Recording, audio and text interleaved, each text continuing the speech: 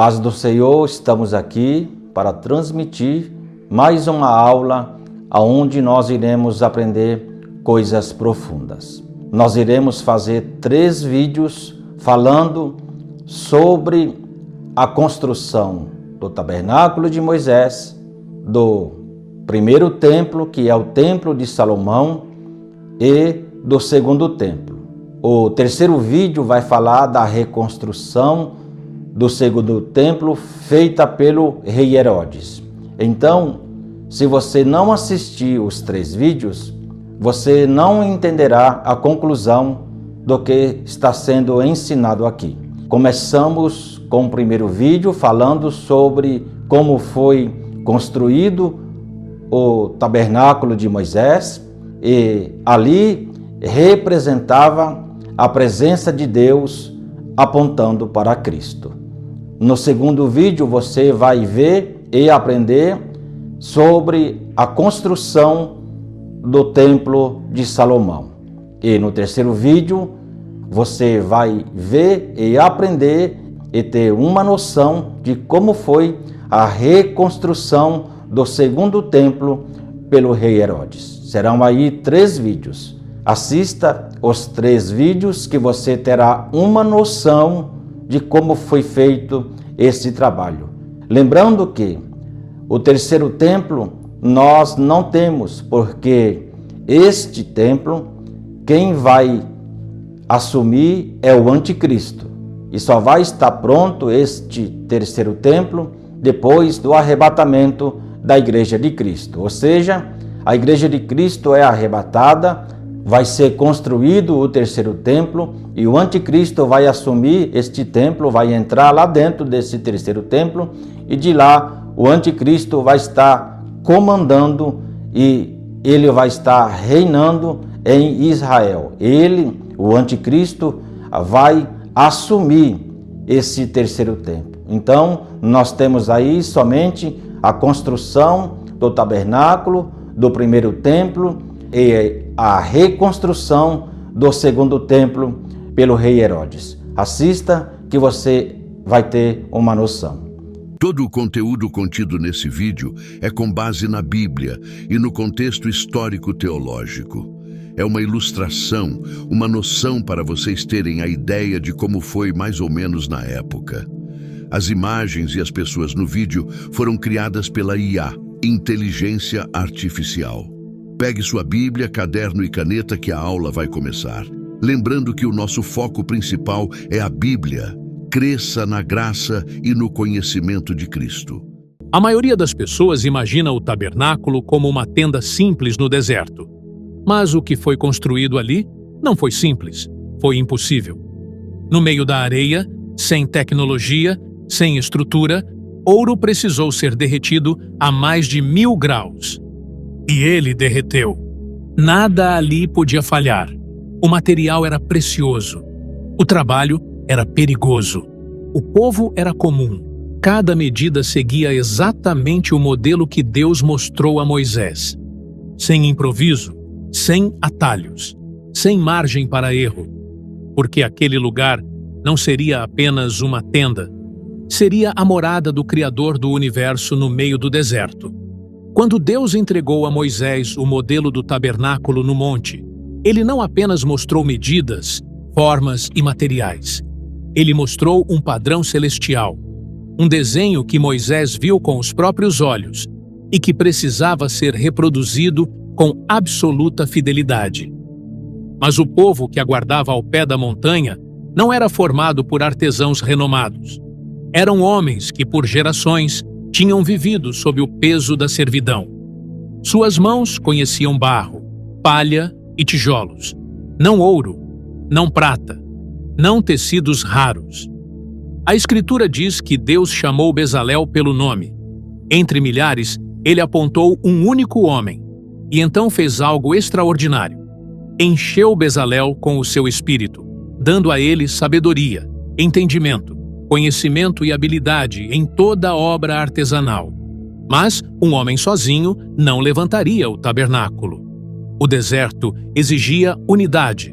Por isso, Deus escolheu também a Oliabe para trabalhar ao lado dele.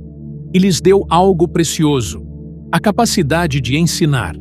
Homens cansados do trabalho duro do Egito passaram a aprender a lapidar madeira, moldar metais, trabalhar tecidos e preparar tintas.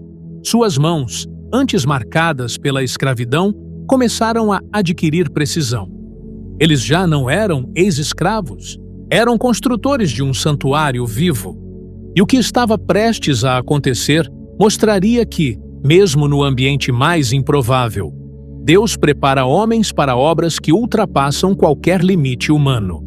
Para construir o tabernáculo, Deus ordenou que muitos de seus elementos fossem feitos de ouro puro.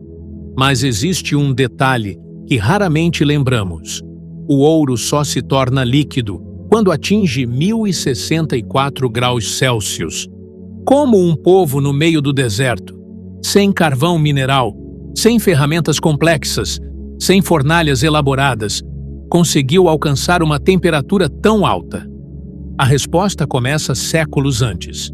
Durante os 400 anos no Egito, os hebreus não apenas fizeram tijolos. Eles viram de perto técnicas avançadas de metalurgia, cerâmica e construção. O Egito era o império mais tecnológico da época, e mesmo na condição de servos, era impossível viver ali sem absorver conhecimento. Mas nada disso seria suficiente sozinho. Porque no deserto não havia madeira nobre, nem combustível adequado para manter um fogo tão intenso. Foi então que a solução veio do único recurso abundante do Sinai, a acácia. Aquela árvore retorcida, cheia de espinhos e aparentemente inútil, escondia um segredo. Quando transformada em carvão vegetal, sua queima era lenta, constante e muito mais quente do que qualquer lenha comum. Associado a fornos de barro moldados diretamente na areia e alimentados com foles de couro que injetavam ar continuamente, o fogo ganhava força, cor, intensidade. Homens se revezavam para manter o ar fluindo. Era um trabalho impiedoso. Imagine a cena: 40 graus sob o sol do deserto. O chão quente, o ar seco queimando os pulmões. E a poucos passos, as fornalhas cuspindo chamas de mais de 1000 graus. Era impossível ficar ali por muito tempo. O calor era tão extremo que ferramentas precisavam ser seguradas com panos grossos. Respingo de metal derretido era um risco constante. A água morna dentro dos odres evaporava rápido demais, e ainda assim, o trabalho não podia parar. Porque para moldar o ouro dos objetos sagrados, desde utensílios até peças inteiras, o fogo precisava permanecer vivo por horas. E entre todas as peças, havia uma que deixava qualquer artesão com o coração apertado: o candelabro de ouro, a menorá. A ordem de Deus era clara: deveria ser feito de uma única peça, não soldado, não unido por partes. Um talento de ouro puro, aproximadamente 35 quilos, martelado e moldado até virar um candelabro perfeito. Um erro no cálculo da temperatura, uma batida mal dada, uma rachadura, e todo o material precisava ser derretido novamente para começar do zero. Ali, diante daquele fogo impossível, ex-escravos estavam sendo forjados junto com o ouro. O metal era transformado pelo calor, e eles pela obediência. O trabalho era árduo, perigoso, exaustivo, mas cada golpe de martelo lembrava ao povo: estamos construindo a casa do Deus que nos libertou. Enquanto o ouro ganhava forma entre o fogo, outra parte essencial do tabernáculo era preparada em um ritmo completamente diferente. Silencioso, paciente, quase artesanal. Era a estrutura, o esqueleto, a base que sustentaria tudo. E essa estrutura foi feita de acácia do deserto. Para qualquer hebreu, aquilo parecia estranho. A acácia era uma árvore torta, espinhosa, difícil de cortar, difícil de trabalhar.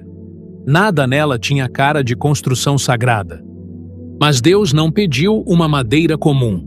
Pediu a madeira que não apodrecia, que não era comida por insetos, que resistia ao calor extremo e às tempestades de areia. Uma madeira dura como pedra. Uma madeira que sobrevivia no mesmo deserto onde o povo sobreviveria por 40 anos. O processo era brutal. Cada tábua precisava ter aproximadamente 4,5 metros de altura. Cada uma tinha que ser perfeitamente reta, mesmo que a árvore fosse torta. Cada uma tinha medidas exatas, sem espaço para improviso. Ex-escravos, acostumados a barro e tijolos, agora estavam segurando enxós, serras e plainas primitivas. Transformar troncos irregulares em tábuas lisas era um desafio quase artístico e fisicamente devastador. Serravam, aplainavam, raspavam, davam forma. E a madeira dura arrancava farpas grossas das mãos já calejadas. Cada tábua levava dias para ficar pronta. E quando finalmente ficava, não era hora de descansar. Era hora de começar outra, porque eles precisavam de 48 tábuas iguais. Mas então vinha o detalhe mais surpreendente. Essas tábuas, depois de perfeitas, eram completamente revestidas de ouro. A madeira torta era transformada em algo precioso. O comum era transformado em sagrado. Aquilo que ninguém valorizaria à primeira vista se tornava a própria estrutura da casa de Deus. Por dentro, a glória visível. Por fora, uma tenda simples coberta por peles. Mas ainda havia um desafio imenso pela frente. O tabernáculo não era um templo fixo. Não tinha fundações de pedra. Não podia ser enterrado no chão. Porque quando a nuvem de Deus se movesse, tudo teria que ser desmontado em horas. E é a partir daqui que o projeto do tabernáculo começa a revelar uma engenharia que ultrapassa o conhecimento da época. O tabernáculo não era um templo fixo. Não tinha alicerces enterrados, não tinha fundações profundas, não tinha nenhum tipo de base permanente. Era uma construção móvel. Mas aqui surge o dilema. Como manter de pé dezenas de tábuas gigantescas, pesadas, revestidas de ouro, no terreno instável do deserto? Colocá-las diretamente na areia era impossível. Afundariam com o peso, cairiam com o vento, se moveriam ao menor toque. A solução que Deus deu a Moisés era tão simples à primeira vista e, ao mesmo tempo, tão engenhosa que desafia até a engenharia moderna. A resposta era prata. Cada tábua de acácia revestida de ouro tinha 2 encaixes inferiores, como 2 pinos, e cada pino entrava perfeitamente em uma base maciça de prata, uma para cada encaixe. Essas bases não eram pequenas. Cada uma pesava aproximadamente 1 talento de prata, por volta de 35 quilos. Imagine o cenário. 100 bases pesadas, distribuídas milimetricamente pelo chão do deserto, para sustentar uma estrutura inteira. Essas bases funcionavam como sapatas móveis, pesadas o suficiente para dar estabilidade. Precisamente moldadas para que cada tábua encaixasse sem folga. Projetadas para travar o peso de forma uniforme, evitando que a estrutura tombasse. Não havia pregos, não havia parafusos, não havia nada preso ao solo. Tudo funcionava apenas com a combinação de peso, gravidade, encaixe preciso. Mas só isso não seguraria paredes tão altas. Era necessário mais. Por isso, Deus ordenou também barras transversais, longas vigas de acácia revestidas de ouro, que atravessavam argolas nas tábuas. Essas barras uniam as paredes lateralmente, transformando toda a estrutura em um único corpo rígido. Era literalmente um sistema modular pré-fabricado, séculos antes de a engenharia moderna existir. E o mais impressionante? Isso tudo precisava ser montado e desmontado sem desgastar os encaixes. Foram 40 anos repetindo esse processo no deserto. 40 anos. Montar, desmontar, carregar, levantar novamente. Nunca desajustou. Nunca precisou ser remodelado. Nunca perdeu a estabilidade, porque cada parte seguia medidas exatas, dadas diretamente por Deus e executadas pelos artesãos cheios do seu espírito. O povo só veria a glória de Deus mais tarde, quando o tabernáculo estivesse pronto. Mas, para chegar até lá, eles precisaram primeiro confiar, martelo após martelo, tábua após tábua, que aquilo tudo funcionaria. E funcionava. A estrutura estava de pé. O esqueleto dourado aguardava. Mas Deus não queria apenas paredes e vigas. O tabernáculo precisava ser belo por dentro. Tão belo que lembrasse o céu. E é aí que entra uma das partes mais extraordinárias de todo o projeto: os tecidos. E Deus não pediu qualquer tecido. Pediu o mais complexo que a antiguidade conhecia: linho fino, tecido artisticamente com querubins entrelaçados. Cores raríssimas: azul, púrpura e carmesim, cada uma com um significado. Cada fio tingido à mão. Cada figura calculada antes mesmo de começar a tecer. Mas surge a pergunta: como conseguir cores tão raras no meio do deserto? O azul e a púrpura eram feitos esmagando glândulas de moluscos marinhos.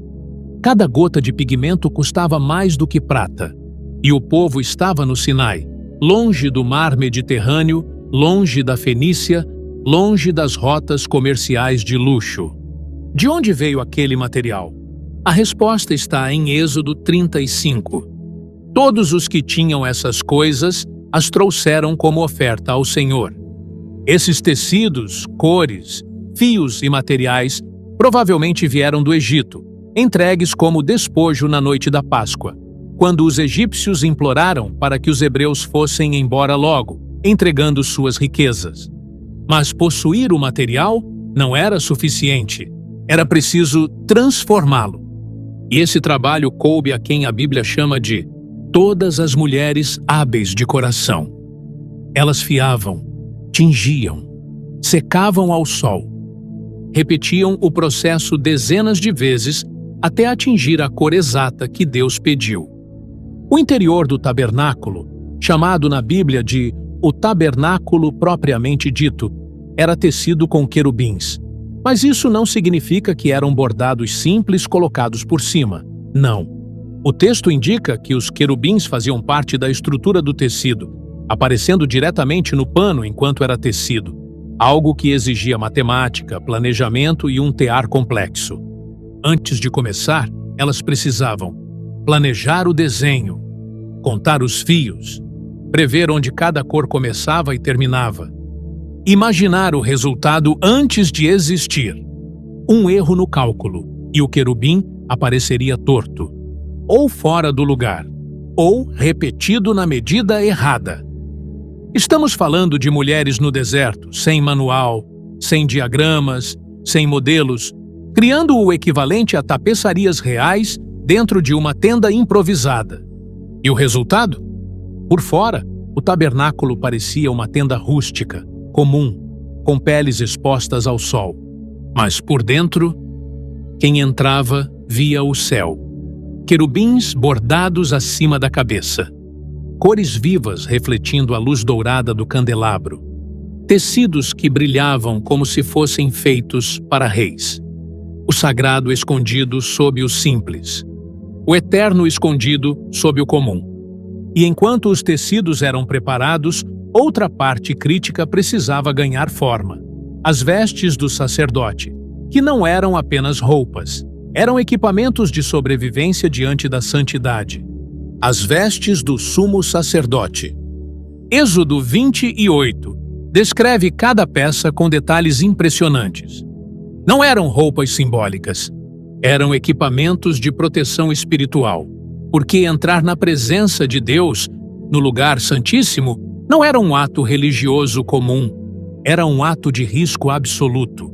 Um erro, uma medida errada, um detalhe omitido, um descuido, e o sacerdote poderia morrer instantaneamente.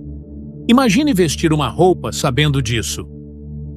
O peitoral do juízo, 12 pedras vivas sobre o coração. A peça mais impressionante era o peitoral, um quadrado de tecido dobrado contendo 12 pedras preciosas, cada uma representando uma tribo de Israel. Não eram pedras decorativas, eram lapidadas, polidas, gravadas com precisão cirúrgica com os nomes das tribos. Na antiguidade, para gravar uma gema, era necessário pó abrasivo, brocas de mão, habilidade extrema, paciência em nível absoluto, e tudo isso no meio do deserto. As correntes de ouro e o peso da responsabilidade. O peitoral era preso por correntes de ouro puro às ombreiras da estola sacerdotal. O peso físico era real. O peso simbólico, maior ainda. O sacerdote carregava Israel inteiro sobre o peito quando entrava diante de Deus. O manto azul e os sinos que denunciavam a vida. A parte mais inquietante da vestimenta era o manto azul, com romãs de tecido intercaladas com sinos de ouro na barra. Êxodo 28, 35 declara: o som dos sinos se ouvirá quando ele entrar no santuário, para que não morra. Os sinos eram literalmente um monitor de vida. Enquanto tocavam, o povo do lado de fora sabia: ele ainda está vivo. Ele ainda está se movendo. A presença de Deus não o consumiu. O silêncio seria mortal. Embora a Bíblia não confirme, muitos estudiosos antigos acreditam que uma corda era amarrada à cintura do sacerdote. Caso morresse lá dentro, ninguém poderia entrar para buscá-lo. Seria puxado de volta. Um detalhe possível, um medo real. O turbante e a lâmina de ouro. Sobre a testa do sacerdote havia uma lâmina de ouro puro com a inscrição: Santidade ao Senhor. Não era uma frase decorativa. Era um aviso. Aquele homem não entrava em seu próprio nome, mas em nome de toda uma nação. A roupa que não podia errar. Costurar tudo isso no deserto exigia precisão absurda, proporções exatas, pesos equilibrados, fios reforçados, materiais raros, tinturas delicadas, medidas dadas diretamente por Deus. Uma roupa que, no fundo, era uma fronteira entre vida e morte. E enquanto o sacerdote se vestia, lá fora, os artesãos finalizavam cada peça que daria vida ao santuário. Estava quase tudo pronto. Só restava montar pela primeira vez a casa de Deus no deserto. Êxodo 40 nos dá a data exata. No primeiro dia do primeiro mês do segundo ano. Quase um ano depois de atravessarem o Mar Vermelho, Moisés recebeu a ordem final de Deus: levanta o tabernáculo. E assim começou a montagem. As bases de prata foram colocadas no chão do deserto. 100 peças maciças, pesadas, brilhando sob o sol. Homens as alinharam cuidadosamente, uma a uma, com a precisão que um sistema modular exige. Sem margem para erro, sem espaço para desalinhamento. As tábuas de acácia revestidas de ouro foram erguidas. Era preciso vários homens para levantar cada tábua e outra equipe para encaixar seus pinos nas bases de prata. Uma parede de ouro no meio do deserto. A estrutura tomou forma como um esqueleto dourado surgindo do pó. As longas barras transversais foram deslizadas através das argolas de ouro. Os tecidos foram estendidos por cima. Primeiro, o tecido interno, o mais sagrado, com querubins tecidos à mão. Por cima dele, a cobertura de pelos de cabra. Depois, as peles tingidas de vermelho. E por fim, a camada externa, resistente ao sol, e a tempestade. De fora, parecia uma tenda comum.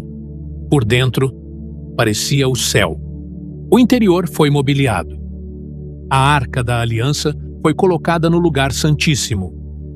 O propiciatório repousou sobre ela. O véu bordado foi pendurado, separando o Santo do Santíssimo. A mesa dos pães foi posicionada com 12 pães novos. O candelabro foi aceso, 7 chamas iluminando ouro puro. O altar de incenso começou a queimar aroma diante de Deus. O altar de bronze e a bacia foram colocados no pátio externo. A casa estava montada, mas ainda faltava a resposta mais importante. Deus aceitaria o tabernáculo? O povo se reuniu do lado de fora. O deserto ficou em silêncio. Nem o vento parecia se mover. Moisés saiu da tenda depois de conferir cada detalhe. Cada peça estava exatamente como Deus ordenou no monte. Então, aconteceu. Uma nuvem densa veio do alto. Desceu sobre a tenda da congregação. Cresceu, ficou pesada, ficou espessa e encheu tanto o interior que nem Moisés conseguiu entrar. Aquele mesmo Moisés que viu a sarça arder, que subiu ao Monte Sinai em meio ao fogo, que conversava com Deus face a face como um amigo. Nem ele conseguiu atravessar a nuvem, porque a glória do Deus vivo agora habitava entre eles. O tabernáculo não era mais uma obra humana, era uma casa habitada. E a partir daquele dia, quando a nuvem se erguia, Israel marchava. Quando a nuvem parava, o tabernáculo era montado novamente. Por 40 anos, a presença divina guiou o povo, visível a todos. A glória se movia. O povo seguia. A tenda simples se tornava o centro do universo para uma nação inteira. Durante 4 décadas, essa estrutura extraordinária foi montada e desmontada centenas de vezes. Cada viagem começava quando a nuvem se levantava. Cada parada acontecia quando a nuvem repousava novamente. O tabernáculo era o coração pulsante da nação. Onde ele estava, Deus estava. E onde Deus estava, havia direção. Mas um detalhe notável surge na narrativa bíblica. Essa tenda nunca foi o plano final. Ela era temporária, móvel, adaptada para peregrinos, feita para acompanhar um povo em jornada. Quando Israel entrou na terra prometida, o tabernáculo foi colocado em Siló. E ali ficou por séculos. Mas um contraste começou a incomodar. Israel morava em casas de pedra. E Deus ainda habitava em uma tenda. O rei Davi expressou isso claramente. Eu moro em casa de cedro, enquanto a arca de Deus vive em cortinas. Davi quis construir um templo. Deus disse não. A promessa passaria ao seu filho. O tabernáculo nunca foi o fim. Foi o começo. Cada tábua, cada tecido, cada medida dada no deserto apontava para algo maior, o Templo de Salomão.